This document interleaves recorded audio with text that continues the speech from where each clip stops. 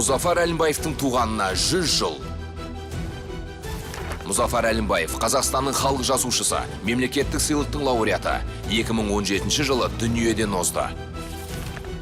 Мұзафар Әлімбаевтың ең алғашқы өлеңі 15 жасында Павлодар облыстық Қызылту газетінде жарық көрді. Соғыс жылдарында оның шығармалары республикалық, облыстық және майдандық газеттерде басылып тұрған. Майданнан оралған соң, Пионер журналында поэзия бөлімін басқарады. 1956-58 жылдары Қазақ әдебиеті газетінде бөлім меңгерушісі, бас редакторының орынбасары қызметін атқарған. 1958 жылы Балдырған журналы ашылған күннен 1986 жылға дейін бас редактор болды. Мұзафар Әлімбаевтың алғашқы кітабы «Қарағанды жырлары» 1952 жылы басылып шыққан. 180-нен астам әнге өлең жазды. 70 шығарма мен аударма кітаптардың авторы. Шығармалары 20 тілге аударылған.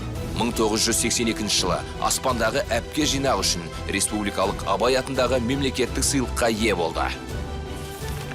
Адамның ауылын ұмытқаны, бауырын ұмытқаны, балалық шағын ұмытқаны, ата сүтінің дәмін ұмытқаны.